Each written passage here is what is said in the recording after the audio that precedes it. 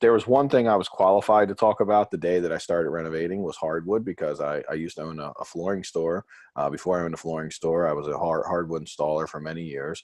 That's how I made my living and how I got in debt, like trying to be a hardwood installer. And I was good at it. So, I mean, it was like I did a lot of custom floors.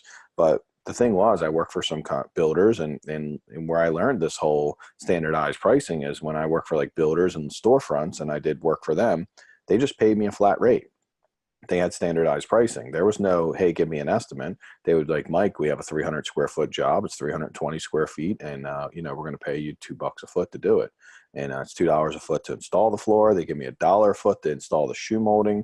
Then it'd be like, if you got to take up, flooring, right, to get it prepped, like if there was demo, it needed to be done and all away, then, they would pay me X amount for that. Maybe $150 to tear it up and prep the floor and get it ready. But, it was standardized. So I knew. I always knew what the cost was. So when you see these prices, a lot of people are going to tell you, well, no one does it for that price. Well, I can tell you everyone did it for that price that worked for any of these stores. And I worked for 2 different stores over a couple of years. And then I was in business for myself for a few years. And that's what I charge people. So, I mean, I charged a little more. That was the reason that my business wasn't all that profitable, because I only charged a little bit more than my subcontracting prices. But when you get a hold of a subcontractor, they'll work all day. They'll install this like floating floor, like either laminate or hardwood. You can get it in the floating floor. It's $1.25 to $2 a square foot. Two, you're really generous. You're paying like really good money to them. I've got people doing it for as little as $1, because like a floating floor is very quick and it's very do-it-yourself friendly. So I can tell you, like a 600 square foot floating floor, or let's say we're using 400 here, 400 square foot floating floor, I could do that in a day with the shoe molding and everything. I can have all that installed with 2 to 3 people. So, if you think about that, it's pretty good money. Now, it's not getting rich money, but I would get paid usually $1.25 to $2. So if you can find someone that's in that ballpark, you're doing pretty well. Make sure they know what they're doing. They're doing a good job for you, that they're cutting around the door jambs. One of the things we've seen with like Matt, he was just on a job and we were looking at it, and the work they did was really bad. They didn't cut things around door jams. They just did a really bad job. They didn't go, because they have the door jams where the door is. They're not going under it, right? They try to cut around it, and it just looks horrible usually. So a good floor installer can knock this stuff out quick. A lot of people think they can do flooring, and they can, and it's pretty, like I said, it's pretty do-it-yourself friendly. It's probably why I got into the business.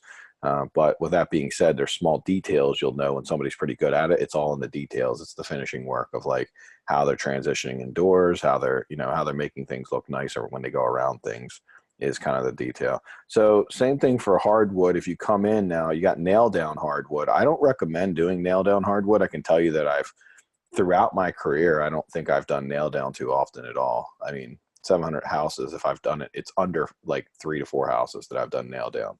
Now, when I say nail down, I'm talking about 3/4 inch nail down. What I have done quite a bit of is nail down engineered floor, where it takes and it gets stapled down with like a smaller staple. These days, they don't even sell much of that anymore. Everyone's going to the floating version of it, because it's just faster to install. It's way easier. It doesn't require a certain tool. You need a special tool for the nail down. So I would just recommend going with the floating stuff. Stay away from the nail down. You get zero value putting nail down 3/4 inch hardwood. The only time you do that is in a very, very high-end house, is the only time you would do that. So the next thing is, if you want to sand hardwood, let's say you buy a house and it has hardwood in place and you can sand it, usually running about $1.75 to $2.25 per square foot for that. By the way, that's what I charge. When I ran my own business and I was completely retail doing it for homeowners, I was only charging $2.50 to $3.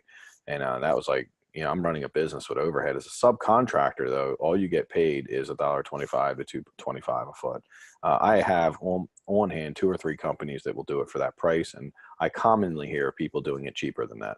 So again, that's going to be coming in, sanding the floor, getting it all smooth, and then putting a stain on it. We usually like to go with a darker color, stain color, and then putting like 2 coats of polyurethane on it that make it look shiny and nice.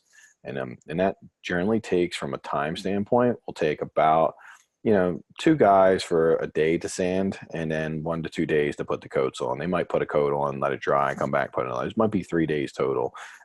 And you do have to have your house somewhat shut down when you're doing this, because they can't have people in there working and getting like dust all over their floor while it's drying, or it'll look pretty bad. So know that like when you're sanding floors, you do have a little bit of a shutdown from the interior part. You don't want to have air blowing onto it. Good sander will make sure you know that. What questions you guys have about hardwood flooring? What kind of, so you mostly do laminate, right? What, you're looking at like a buck to $2 max? So I mostly do hardwood, not laminate, actually. Oh, And hardwood. when I say hardwood, it's hardwood floating floor. So it's the top of it is a very thin layer of hardwood with particle board behind it. So we're getting real wood look. I usually do hardwood on almost every house. It's rare that I do laminate. Even though laminate looks really nice these days, I can get the hardwood from Lumber Liquidators, the floating floor stuff. It's costing me about $1.89 to $2.29 a square foot for that, and you do have to put a pad under it. And that pad, if you buy the cheap pad, should be about 20 to 30 cents a foot. So you're probably talking about 225, like in that ballpark for the flooring, but it looks really nice. If you do laminate, then I got some laminate recently for the condo from Lowe's, and it was about $2 a foot. And then I bought the pad from somewhere else, and I think that was 20 cents a foot. So, altogether about $4 you're probably going to be paying, right around $4 a foot to have like your flooring installed and buy all the materials. And that's kind of a good ballpark, $4 to $5 a foot. Funny enough, for a long time, I would just charge people. I remember I would actually like charge $5 a foot to install flooring. I come in and give an estimate, 500 foot. It'd be like, yeah, $5. I don't know. That's why I didn't make it, by the way, because that was like, I'm not saying that like you can't find someone to do this, but once I became a storefront and I had like, overhead, and I had, things I had to pay for, I couldn't afford to do it at that price. But as a subcontractor riding around in my van and, having no overhead, not having to do sales, that was totally fine. I was actually making more money when I was a subcontractor than when I got my own store. I had a little more glory with the store than a subcontractor, and I didn't have to do as much of the work myself, but I actually made more money when I did it myself. So people can make a really good living installing flooring because they can get very fast at it and very efficient if that's what they do. So I try to find people who do flooring or have good knowledge around flooring. And they, if you find someone that cares about their work, they can do flooring. They can do a lot of stuff well because they take their time. And if they don't care about their work, then they probably will do all the jobs they do pretty crappy. Mm-hmm. So flooring colors, by the way, we really focus on, if you get like more of a tiger wood looking color for light, we can do, that's a very hot looking color right now. But like doing like an espresso dark chocolate color is like the color that pretty much everyone's doing. And I can show you a couple pics if you'd like. You guys want to see that, because that's kind of an important piece. What I would stay away from is all the like reds and like honey oaks and all the stuff that we used to do a ton, like back when I was in flooring, like 10 years ago, 15 years ago.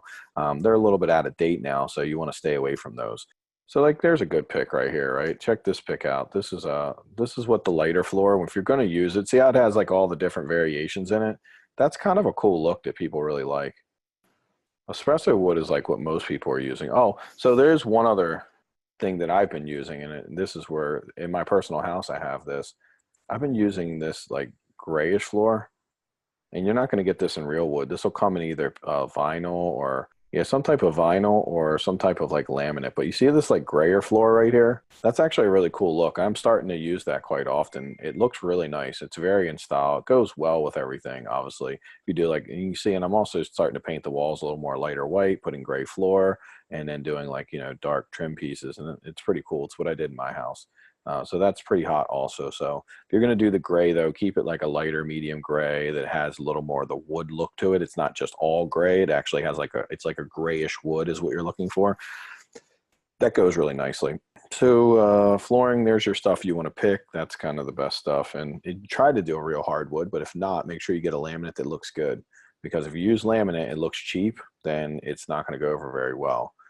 Most of the time, I'll to tell you, the laminate's a way better product. And the new stuff that we're using is this vinyl flooring, and it's a PVC vinyl flooring, and it is amazing looking. It looks just like real wood, but it like you could set it on fire. It's freaking awesome. And I'm starting to. It used to be like $7 or $8 a square foot, so I never used it. But in my own personal house, I found a good deal for $229 a foot, and I literally installed it from my basement to my ceiling. And really interesting, my waterproofing didn't work very well. We had all this rain over the summer, and I had water sitting under the flooring for like 2 months. And I pulled the flooring up, and it like there was not one thing wrong with the flooring. Like the flooring literally can sit in a bucket of water and it never gets bad. So I've pulled it up, I'm letting it dry, and we're fixing whatever the problem is. And then we can just put the flooring right back down. So it's kind of cool.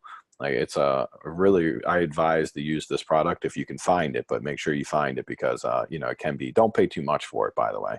And I think it's a good seller, something I enjoy. I'm starting to scratch the surface of it. But with that being said, if you throw like a dark espresso wood in the house that's a floating floor, you're really never going to get pushback. No one's ever going to give you any crap. You can't really go wrong. So I always love using something you can't go wrong with. If you do the gray, it might, maybe if it's your first house, you might want to go with the wood that everyone loves. And as you start to get a little more design feel where you can make things work, then, you can stretch out a little bit. So until you feel like you're really good at that, then I would be careful. I personally, the reason I've gotten good at it is I've actually consulted. Well, first of all, I've done like 700 houses, but I've also consulted with like designers, and I've learned to be a good designer through watching 17,000 hours of HGTV.